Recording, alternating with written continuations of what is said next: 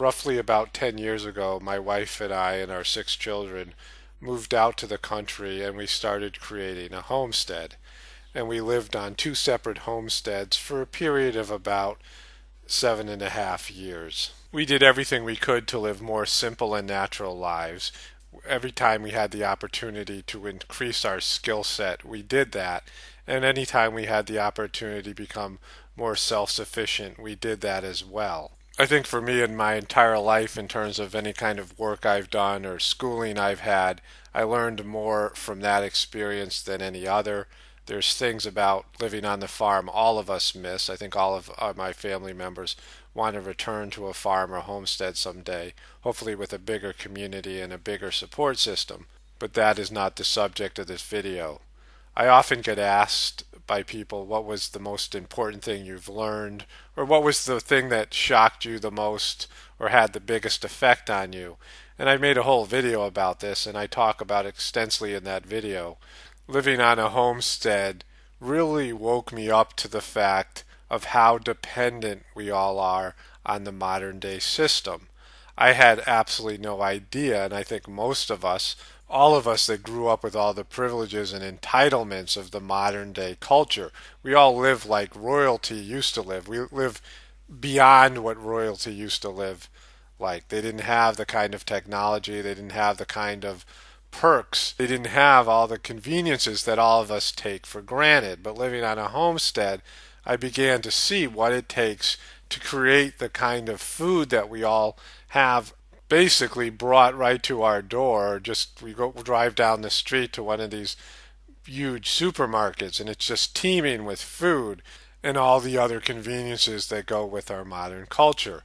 And this was a two-part lesson for me. And the second part was I began to see in a historical narrative, I began to see a pattern that in our collective past, our ancestors, our fathers, our grandfathers, our great-grandfathers, our mothers and grandmothers and great-grandmothers were slowly coerced or forced off their homesteads, off their farms, off their rural lifestyle. And there was this hidden promise, this false promise, this already broken promise that they were given, that if you give up all of your skills, all your inner qualities, all your inner character qualities, your toughness, your resilience, your ability to withstand pain, you give up all the hard work, you give up all the things that your forefather, grandparents passed down to you, your parents passed down to you. You give up all of this cultural knowledge. This is something that's happened on a global scale. It's even happening now in rural areas all across the world. And people are being told this incredible hurtful lie that if you give up all of your skills, all the things that make you a fully functioning human being, and you trade that off for one specific skill, one specific slave job. You do that job for a limited period of time and we'll give you this money, and with that money you can buy so many things that you never had before, things you never could even dream about. You'll have a lifestyle that is beyond your wildest dreams as you're scraping the ground and planting seeds and hoping that Mother Nature will be kind to you. That you leave all that behind and this system's going to last forever. This system is indestructible. So once you give up these skills, you're going to never need them again. You just come into this system, find a specialized skill, find a niche, and you can make as much money as you need, as much money as you'll work for, as much money as you can create, and this system will always be there for you and for your progeny, for your children and your grandchildren, and for as many generations of human beings as there are, this system will always be. And they, of course, knew that at the time because of the debt-based nature of the system. I've covered this in a variety of other videos, so I'm not going to cover it here. But the debt-based nature of the system was built to collapse. That they were going to get everybody to create a level of technological advancement where they could create robots that would replace their human labor force, their human slaves, and they would be able to upload their consciousness to these mega minds, these mega supercomputers, and this transhumanist movement. I've covered this in a number of videos. But at some point, human beings would become obsolete. So they would leave their farms and stop being the kind of people that could function within a strong, natural human community, and they could all thrive together, working hard but working smart and living off the skills that for generations their ancestors had developed. So we've given all that up, and now we're at a situation where our economic system, our world civilization, is on the verge of collapse. The collapse is coming.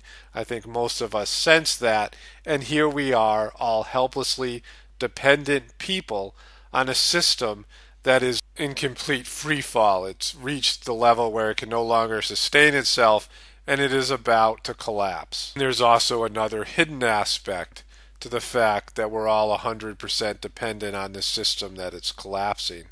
And that is that each and every one of us has certain addictions and needs and perks that we have become accustomed to. We have things that we look forward to that help us get us through our days. It could be things like a cup of coffee. It could be something like watching sports over the weekend or being on the internet or driving your car or any of the things that come along with this modern day lifestyle, traveling all over the world by plane. There's lots of things that are good or at least enjoyable in our modern day system. And a lot of those things are addictive. It could be watching TV every night at 8 o'clock, for example. You know, watching TV releases natural opiates within our human system, within our human brain. So everyone who watches TV gets a slight opiate fix. That's why you'll return every night for that opiate fix when you get into this TV addiction and these sorts of things.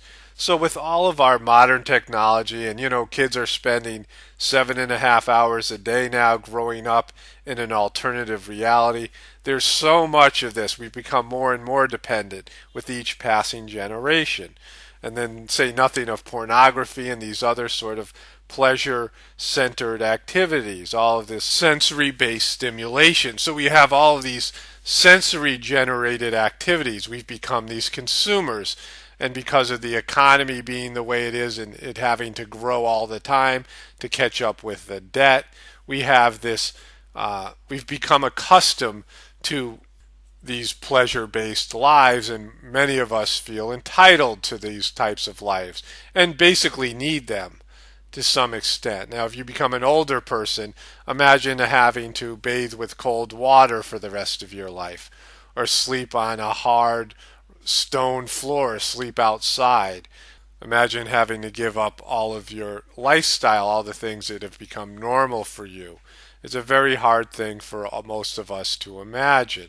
And so a lot of us who have seen this collapse coming, you can see our world degenerating on a moral level more than anything else. People becoming weaker and weaker, and the system is on the verge of collapsing. We start to ask ourselves, well, what's the best thing I can possibly do? And one of the answers, one of the prevalent answers that comes to us is that we should start taking as much of this system as we can and store it away for ourselves for future use. This idea of prepping, we're preparing for a time when we are going to need things that are really abundant right now but won't be available at all in the future. And this makes a lot of sense. And by no way or means am I saying that prepping is a bad thing or you shouldn't do it. And it's definitely something that you should do for the interim between this transitionary phase of when the system collapses and then a new world emerges, a new way of being emerges. Prepping is only a stepping stone. It's something that will help you make the difficult transition that all of us are going to face. Because what we're talking about here is a complete different type of cycle that we're going to be a part of. What we're all going to face initially after the collapse is a long period of loss. Everything around us will be saturated with loss. We have been in a period of abundance for a very long time now. I think on a very deep level all of us understand this, that this period of abundance is coming to an end. For many centuries now, our Earth has been in a very stable cycle. The planet Earth is like every other living being. It's like every other planet. It's like the sun. They have cycles. We all have cycles.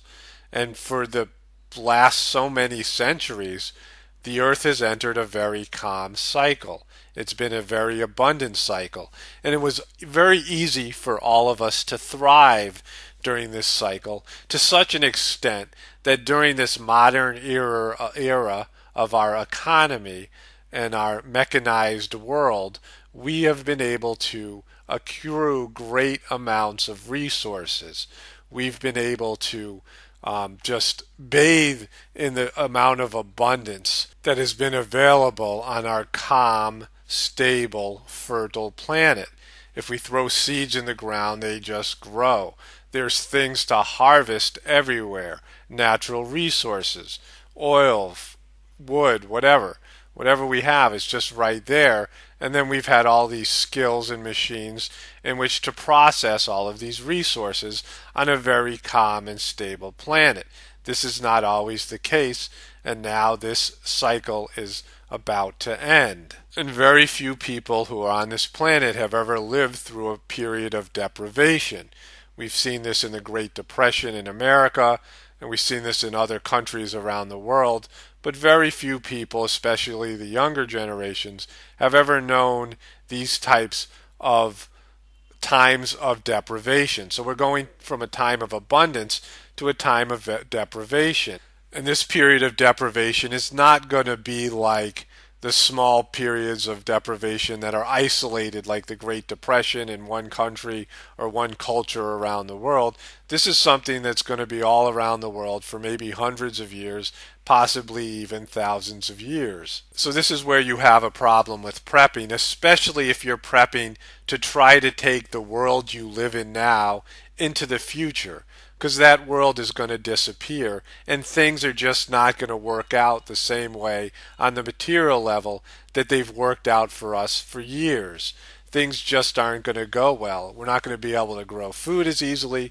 We're not going to be able to tolerate the climate as easily.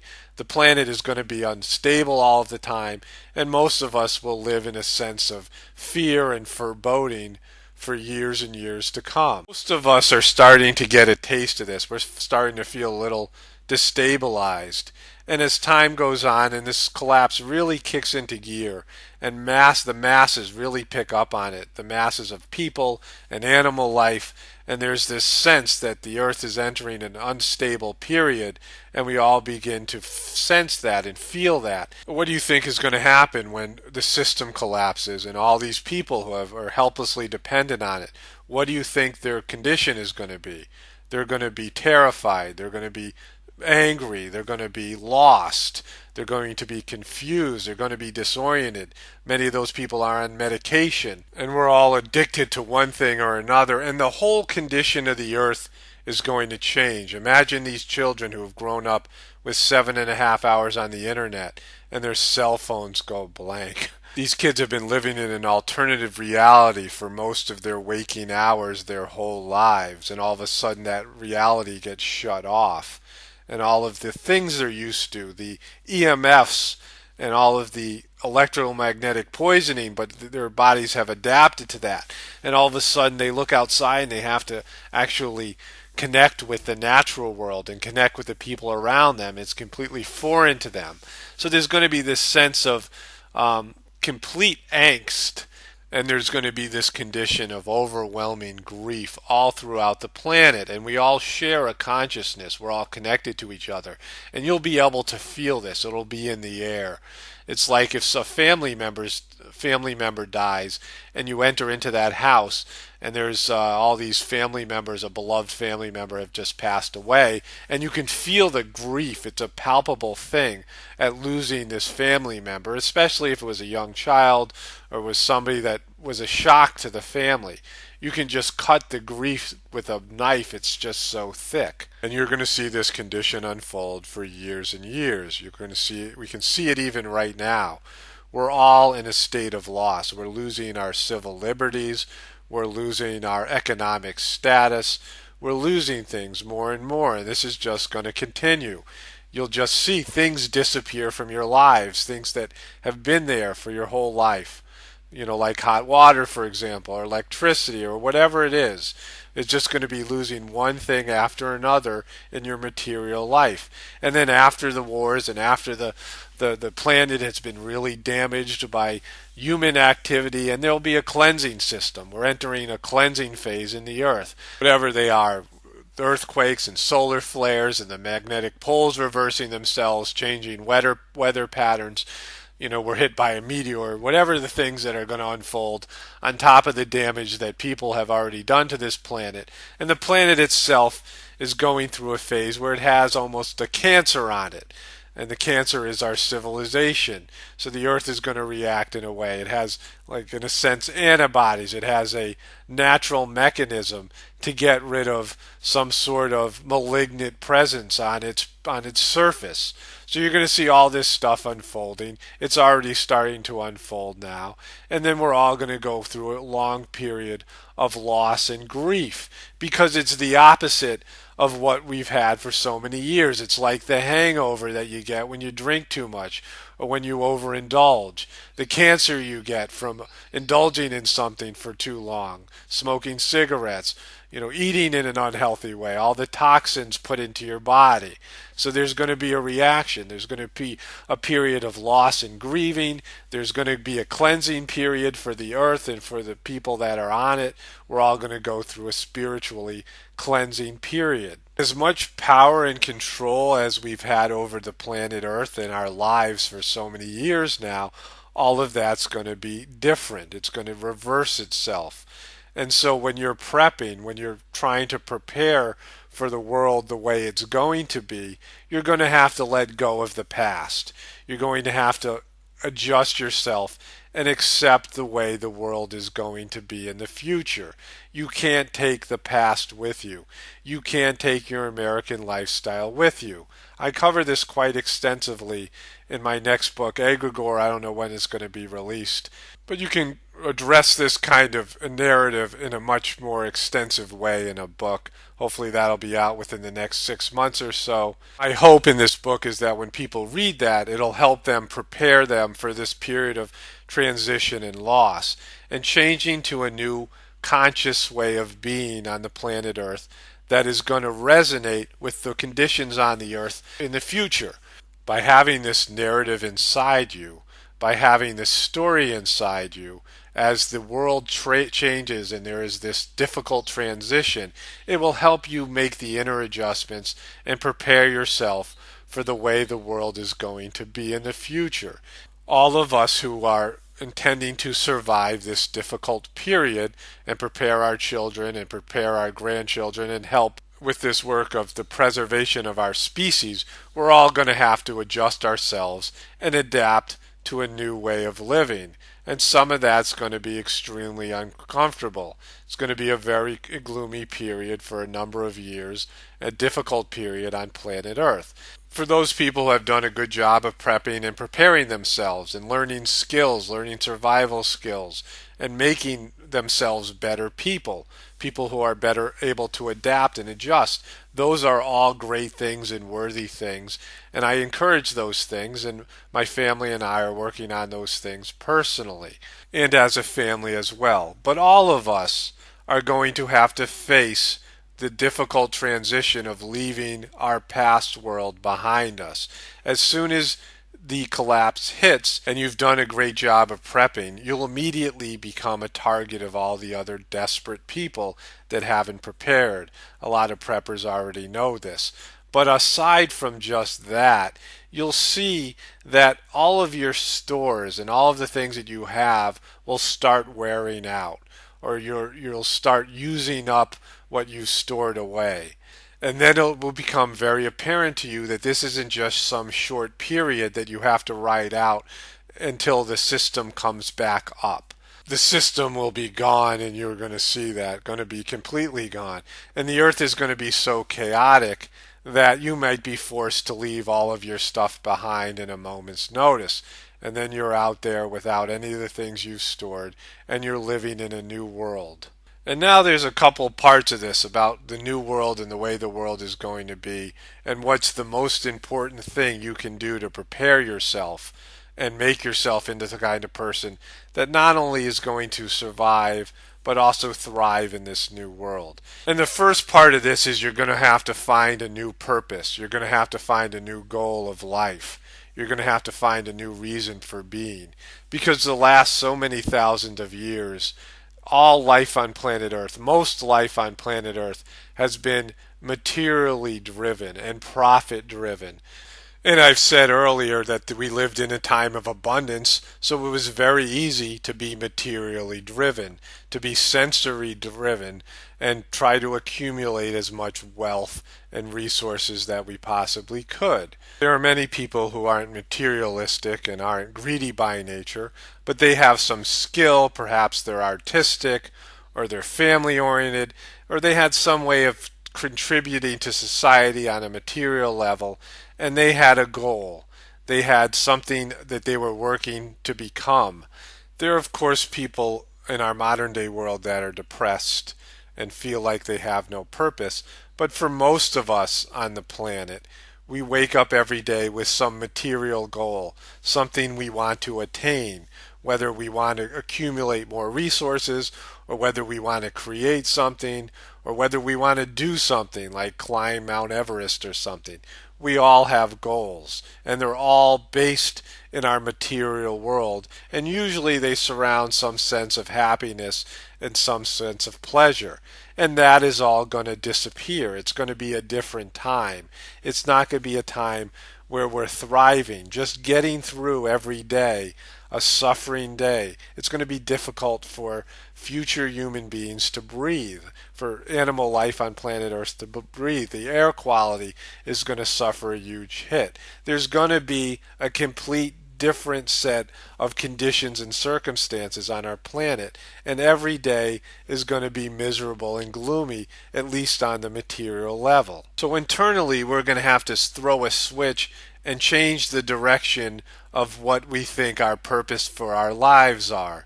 We're going to have to change our goals. And on a day-to-day basis, we're going to have to find new motivation to wake up every morning and struggle through another dreary day where we're barely able to get by and we're barely able to survive. And there's also another piece to this.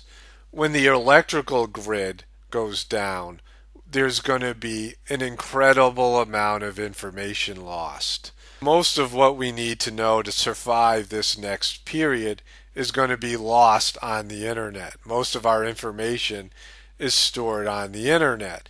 One of the great things about homesteading, when my family and I homestead, was all the YouTube videos and all the information that was available on the internet to help us learn how to do certain things. And as I said before, there's been a break between the elder generation that knew how to do things with their hands, they knew how to homestead, they knew how to farm. They just had all of this wealth of knowledge that didn't get passed on to the following generations because the following generations were forced off of their farms and into the cities. So there's been this huge amount of information lost about how to live and survive in a time when there is no governmental and corporate support system there bringing food to your front door. But even if we had retained some of this knowledge and some of this knowledge had been passed down to us, of course we would be much better off than we are now. But even with that information,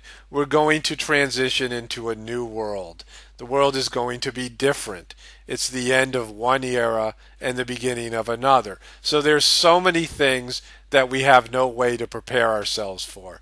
There's so many things that are going to be basically new for the human species to experience living in this new world. There are no books written, there are no movies made, there are no YouTube videos, there are no people around that can fully prepare us all for what we're going to have to face and what our children and grandchildren are going to have to face as well.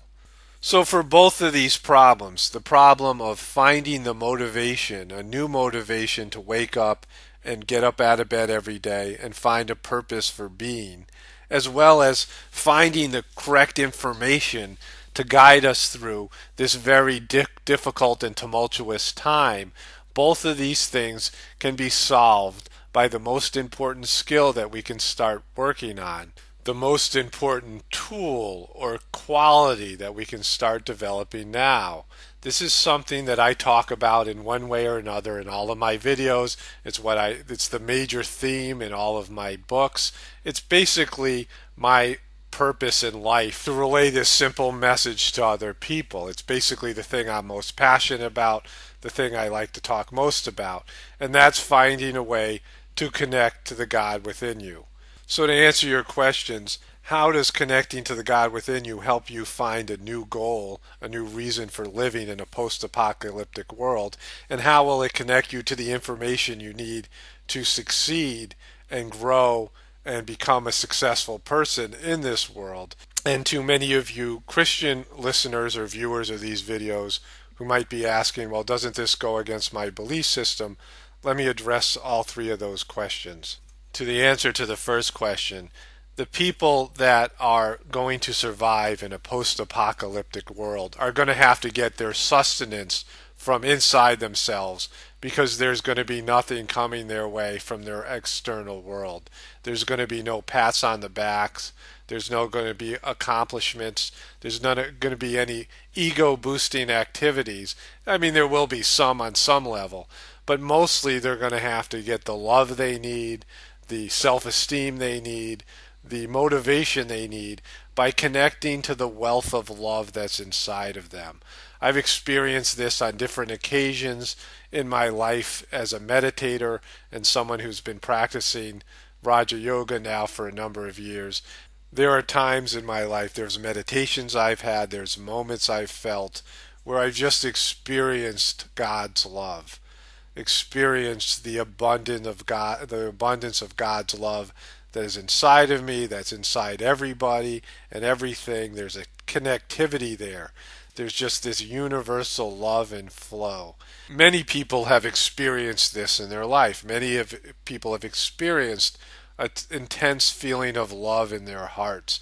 And when you have these moments, especially when these moments come, quite often they come when you're going through a dark period. You're going through a very difficult time in your life, and then when you need it most, you feel love, you feel God. You can feel connected. You feel connected to the source. You feel connected to your source. And you feel like you can get through anything. And that's what people are going to need in the future. It's going to be a dark and dingy time on our planet materially, but there's going to be an incredible opportunity for us to advance spiritually. Many people are aware of this. People don't think about God when they're enjoying themselves. When their life crumbles around them, all of a sudden they go looking and searching for God. Miseries often bring us to God, bring us back to our source, and that's the true blessing of the next phase, the next period on planet Earth. On a material level, it's going to be dark, gloomy, and dingy, and it's going to be extremely difficult, and there's going to be a lot of loss and suffering. But on a spiritual level, there's going to be an unprecedented opportunity for us all to connect to the God within us. So in terms of the second question, how is connecting to the God within us going to provide us with the information we need to survive and thrive in this dark period on planet Earth? I talk a great deal about demonic presences and negative entities in various videos that I've made. And there is a lot of evidence to support that there is a negative energy, there's a dark energy, there's negative spiritual presence on our planet. There's these demonic entities or whatever you want to call them. But there's also a higher level beneficial or benevolent spiritual presence here as well, what people would call angels.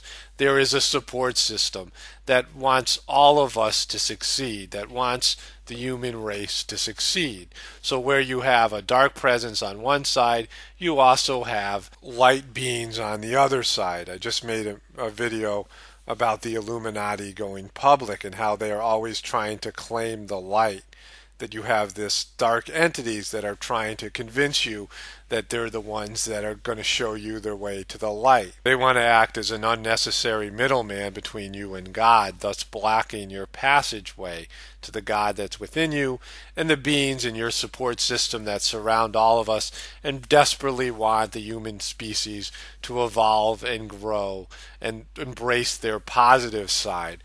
Embrace the divinity that resides within all of us. There is a long human tradition. It's a skill, it's a talent that some human people have had in every historical period, in every place and culture around the world.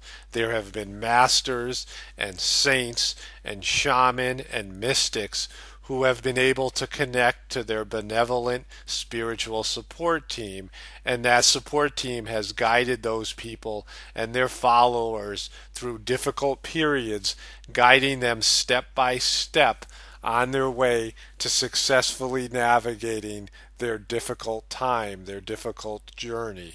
And in our very difficult future, instead of a few spiritually talented selected souls that were chosen to connect with the divine support system that supports all of us, in the future all people will be called upon to make this same type of interconnection with our collective divine support system, and that's how all of us will get the information we need to survive and thrive in the post-apocalyptic world.